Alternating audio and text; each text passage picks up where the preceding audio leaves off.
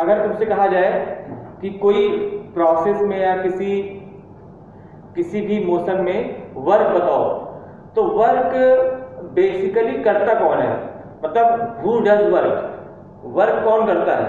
Point. हाँ, point work नहीं करता। पहला सवाल तो वर्क में यही आता है कि वर्क करता कौन है, हु डज वर्क। हाँ, point of force. Point of force नहीं, फोर्स। तो इसका आंसर है फोर्स। इसका आंसर क्या है? फोर्स। तो वर्क कौन करता है? फोर्स करता है। कौन करता है भैया? फोर्स। और उससे भी खास बात सुनो, अगर यहां पर एक मान लीजिए कोई पर्सन है और वो जमीन पर चल के जा रहा है और सिर पर कोई ब्लॉक रखा हुआ है, तो यहां से यहां तक गया ब्लॉक लेकर, और इस ब्लॉक को कैरी करने में पूछा जाता है हाउ मच, आपके बुक में ऐसे लिखा रहता है how much work is done by this man in moving from A to B. अब how much work is done by this man in moving from A to B, ये देखो ये सब कोई सवाल नहीं है, सवाल बकवास है सब। क्यों बकवास है? सुनो ध्यान से। ए से बी तक जाने में मैन ने कितना वर्क किया? भैया मैन वर्क नहीं करेगा, वर्क कौन करेगा? फोर्स। तो ऐसे पूछो how much work is done, how much work is done by the man against some work, जैसे अगेंस्ट सम फोर्स, जैसे against weight, against normal reaction. Weight उठा के रखता है और वो परपेंडिकुलरली चल रहा है, तो उसका जो वर्कर है वो जीरो होगा, क्योंकि जो थीटा रहेगा। अरे भैया, अरे यार मैं आ रहा हूँ, आप मेरी बात समझो, हम कहना क्या चाह रहे हैं पहले वो समझो। जब ये मैन अपना एक पैर उठाकर दूसरा पैर रख रहा है, पैर उठा रहा है तब भी वो वर्क कर रहा है, पैर रख रहा है तब भी वो फ्रिक्शन के अगेंस्ट यहाँ पे वर्क कर रहा है। तो हर स्टेप पे वो वर्क कर रहा है, कभी वो फ्रिक्शन के अगेंस्ट वर्क कर रहा है, कभी वो वेट के अगेंस्ट वर्क कर रहा है। तो man is doing work against so many forces. समझ में आ रहा है ना? तो हाँ हाँ पूछो। What is hinge force? What is hinge force? Hinge, हाँ हिंज फोर्स, HINGE ना, हिंज। हाँ। अरे यार जैसे कभी रॉड जुड़ी रहती है ना, जैसे मान लो ये एक रॉड है और ये रॉड यहाँ पर जुड़ी हुई है, हाँ, और इसके चारों ओर रोटेट कर सकती है, तो जहां पे वो जिस पॉइंट के चारों ओर घूम सकती है ना रॉड, वही हिंज होता है। जैसे दरवाजे में जो कब्जा नहीं होता, वो हिंज है। मतलब कोई ऐसा पॉइंट जहां पर ऑब्जेक्ट जुड़ा भी हो और उसके अबाउट वो मूव भी कर रहा हो, उसे बोलते हैं हिंज फोर्स।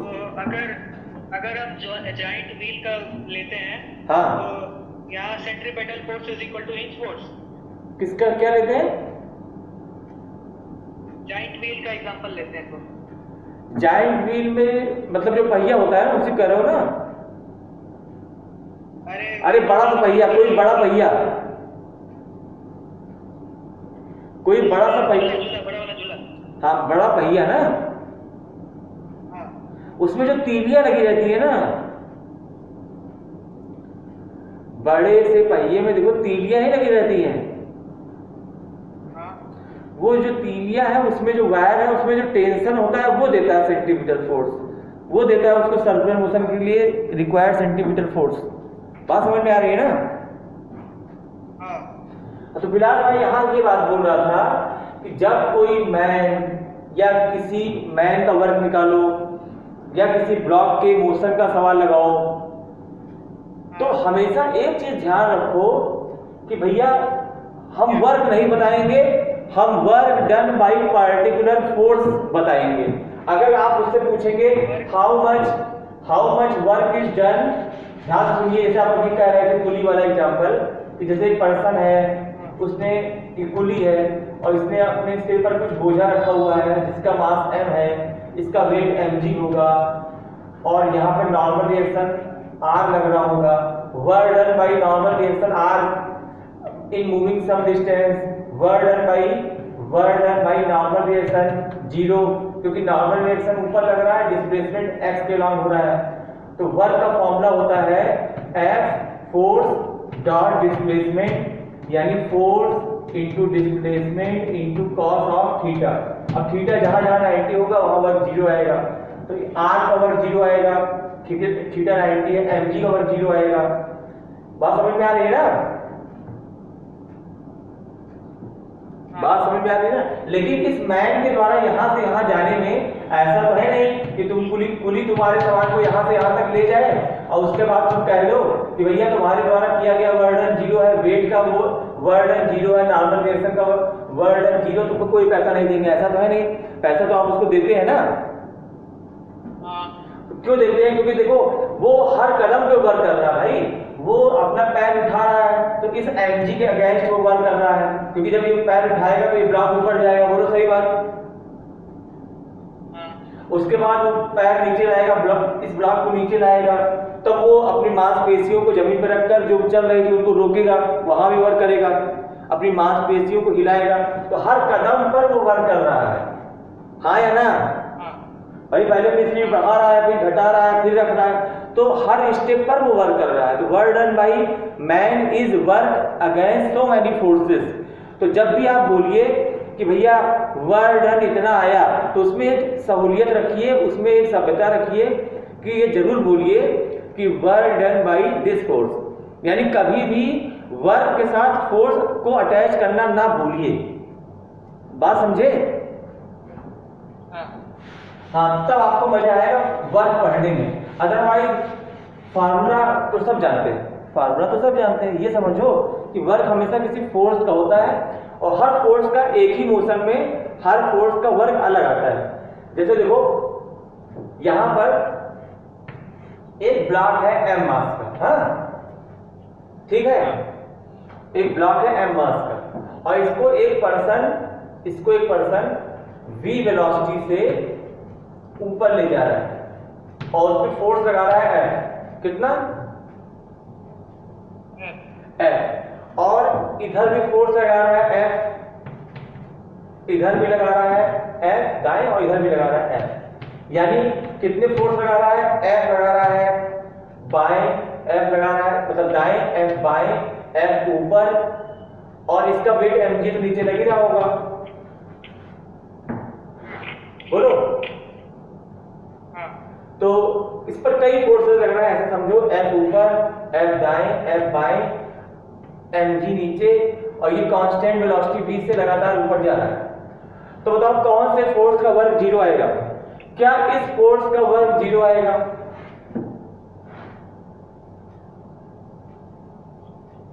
क्या ये वाला जो फोर्स है इसका वर्क 0 आएगा? भैया फोर्स लगा रहे हो दाएं, डिस्प्लेसमेंट हो रहा है इसका ऊपर, भाई वेलोसिटी ऊपर है तो जाएगा भी तो ऊपर ही। तो इनके बीच का एंगल कितना? 90 डिग्री। तो इसका वर्क कितना? 0। सही?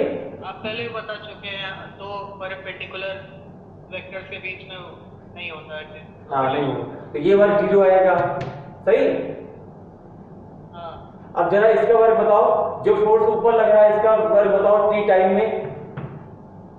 फोर्स ऊपर F, डिस्प्लेसमेंट t टाइम में कितना होगा? vt, फोर्स इनटू vt, दोनों एक ही तरफ है, डिस्प्लेसमेंट भी ऊपर है, फोर्स भी ऊपर है, एंगल बताओ cos 0।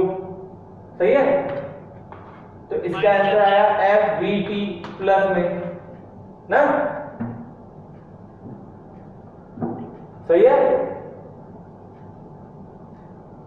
अरे सही है भाई, नीचे लग रहा है mg को आपने नेगलेक्ट कर दिया। अरे mg को नेगलेक्ट नहीं कर दिया, तुम मेरी बात समझ नहीं रहे हो। mg का वर्क अब निकालने चल रहे हैं, पहले मैंने इसका वर्क निकाला, फिर मैंने इसका वर्क निकाला, इसका निकाला, अब mg का वर्क। यानी सुनो यार, यही सीखना है तुमको, वर्क डन बाई mg। जब सॉल्व करो तो केवल mg को, डिस्प्लेसमेंट को देखो, जब तुम वर्क डन बाई f निकालो तो f को देखो और डिस्प्लेसमेंट को देखो।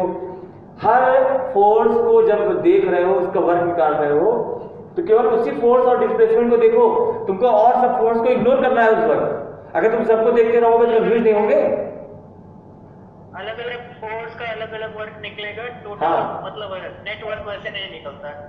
नेटवर्क निकालने का दो तरीका है, या तो सबका वर्क निकाल के जोड़ दो, या तो पहले सब फोर्स का रिएक्टेंट निकाल लो, जितने फोर्स है सबका रिएक्टेंट निकालो, ये वाला फोर्स इससे कैंसिल, हाँ।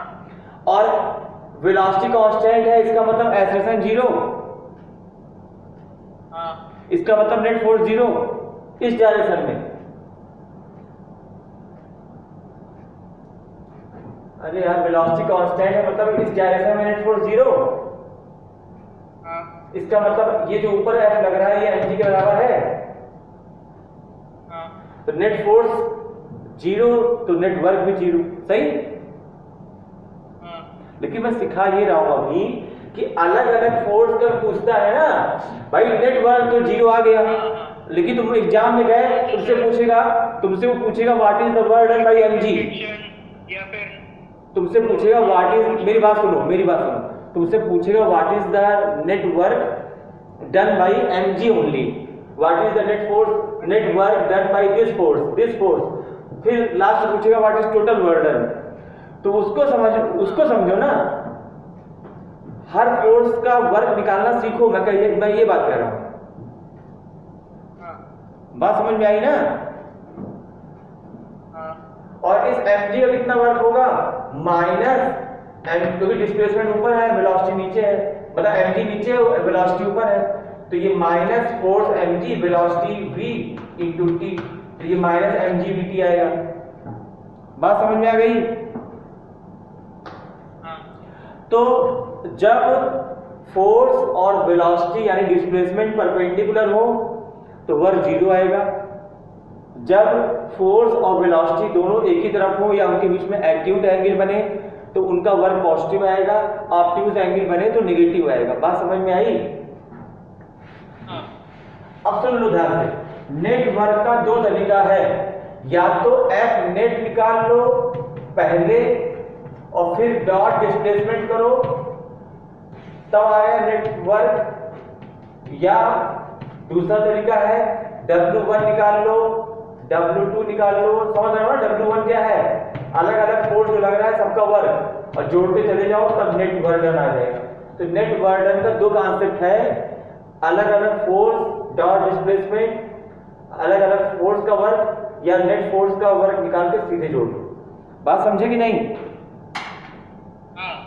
लेकिन एक तरीका है जो इन दोनों से भी अच्छा है, उसको अभी ध्यान में रखो, लेकिन अभी हम लोग वहां जाएंगे नहीं। Net work done by all the external forces is equal to change in kinetic energy.